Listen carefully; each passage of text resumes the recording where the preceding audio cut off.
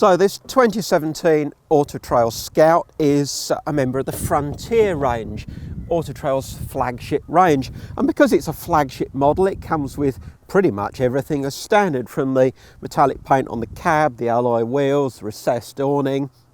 You've got an external gas point on this side, external shower point on the other. But the thing that's really impressed me with this vehicle is that so often when you have a layout that doesn't have fixed beds, or any fixed bed like this Scout doesn't, storage, particularly for a family, is often woefully lacking. Where do you put your chairs, your barbecue and all that sort of stuff? Well, for a start, you've got this under rear lounge storage with hatches on both sides. I got three chairs of this sort of size in there. You could easily have got another three or more in there. So if you use this as a 6-berth, everybody can have a comfy outdoor chair. Plenty of room for loads of other stuff. Beyond that, you've also got a skirt locker, good external access to your leisure batteries there as well, but also useful space for things like levelling wedges and so on. So a really good aspect for a non-fixed bed layout.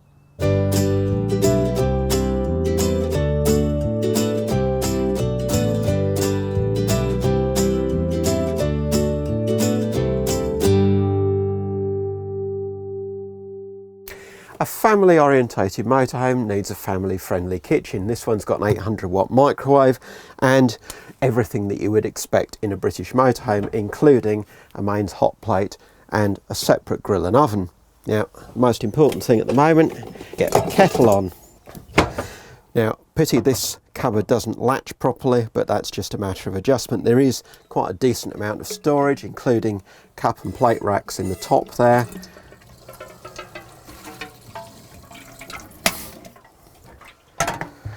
And of course you've got 3 gas burners, as well as that mains hot plate.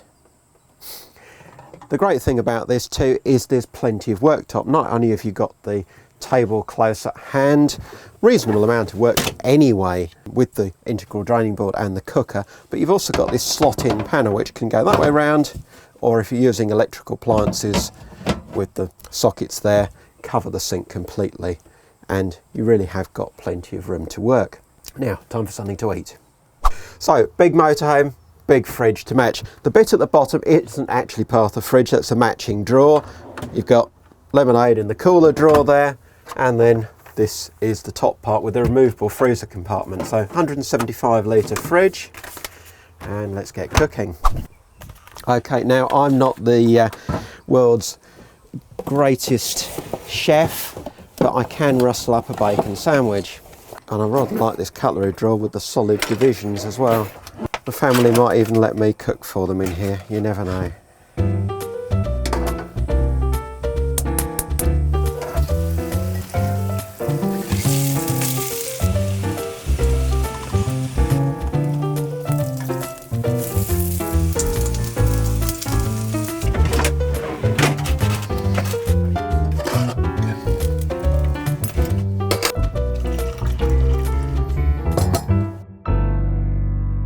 Having this Pullman dinette directly opposite the galley is pretty much perfect at meal times. Serving up is dead simple. Of course, you've got room for 4 here, and this motorhome could potentially be used as a 6-berth. So if there are 6 of you on board, you will have to set up the freestanding table in the back as well, or a couple of people have to eat off trays off their laps or something. But for 4, and probably more often than not, it's more likely to be used as a 4-berth. 4 people around here, absolutely fine. I've got good lighting too, with these little spotlight reading lights, diffused light under the top lockers, and I like these contrasting finish for the top cupboards too. Gives a bit of modernity where Auto Trails perhaps once were a bit too traditional for some tastes. Fabrics very inoffensive, nicely finished, and there is a choice of other alternatives if you don't like this. Other features, well, lovely big window here which gives you a nice view out on the world while you're having your dinner. Window behind the kitchen is a slider, but it's smaller. Now, the only downside to that is actually when you're driving, over the shoulder view for the driver is just a tiny bit restricted. But back on site, The other thing I really like is this massive overcab sunroof. Lets a bit of fresh air into the vehicle, but even if it's raining, the amount of light that that gives into the front end of the vehicle is absolutely fantastic. If you ask anybody who's actually bought one of these new Scouts why they bought it, I suspect that this will be the reason. It's a very big and very comfortable rear lounge. Although having said that, as with the seats in the front dinette, they're just a tad too high perhaps for people that aren't terribly long in the leg. Fine if you're going to sprawl like this, but for sitting upright they're just a little bit high off the floor. Now the rest of the lounge, great lighting, natural light, lovely big windows. This is a new feature for 2017. Not only have you got the restyled external panel at the back, which still retains the traditional covered spare wheel that's such an Auto Trail trademark. Still very much looks like an Auto Trail from the back, very distinctive, but now you've got this bigger back window, so lovely light area in the back here. Rear speakers, TV as part of the media pack, and if you go for the more expensive £2,000 media pack, you get a satellite dish on the roof as well. Storage, well, lots of it around the top, although some of these lockers don't latch perhaps quite as securely as they might. I wouldn't store anything too heavy or perhaps anything too precious. Other than that, storage under the settees. On that side you've got the boiler, so very little room under there. Under this side, plenty of room for your bedding for this rear bedroom area at night. And of course, under the front dinette, you've got lots of storage under the seats up there as well. You've got the very traditional gas fire, which you don't often see in motorhomes these days. Auto Trail stick with it in some of their models. It is gas and mains.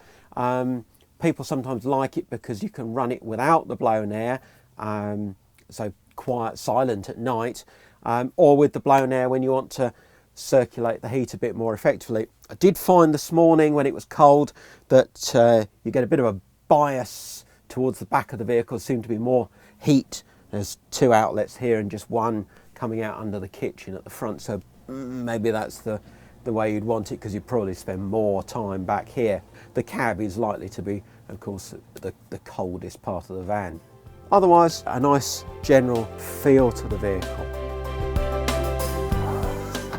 At night you've got the choice of 3 beds, and this would be my choice every time because it's a huge bed.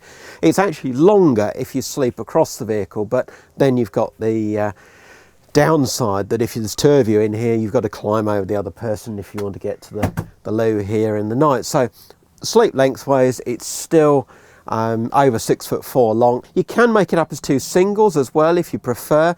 Then you just don't use the caravan style slats that fill the centre of the bed, and you'd have to discard these backrest cushions probably into the cab.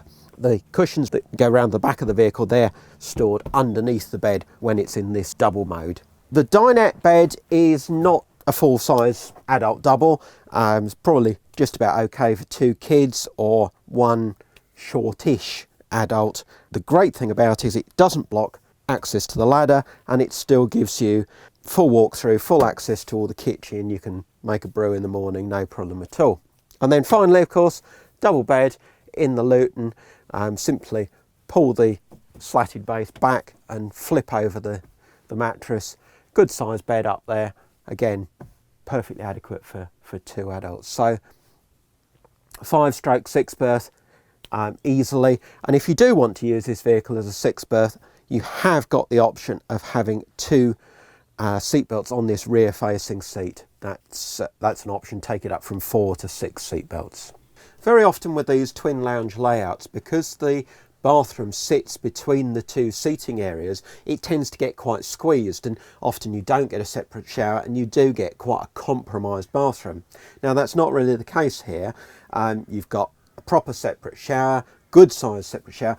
There's a little bit limited space actually on the loo, but it's okay as long as you're not too large a person. And some nice little touches like a clothes drying rail in the shower cubicle and some decent storage as well. Just do check out headroom, because you step up into the bathroom, so headroom is reduced both in the toilet and the shower cubicle.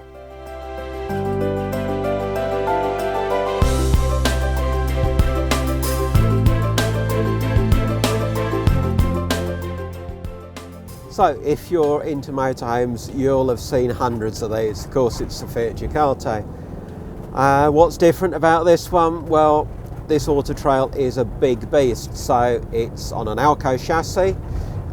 It's 4.5 ton gross weight, best part 900 kilos of payload, excluding any water and excluding the media pack that's fitted here. Media pack, well, that gives you the sat nav, Bluetooth, DAB radio, that sort of thing, as well as the TV in the back and the TV aerial on the roof. What else do you get? Things like cruise control, cab air conditioning, the fancy chromed ring dials. Engine, as standard, is the 150 unit, and that copes quite well with a van as big as this. It's over 3 metres tall, for example. Probably no need for most buyers to go up to the 180 unit unless perhaps they're towing.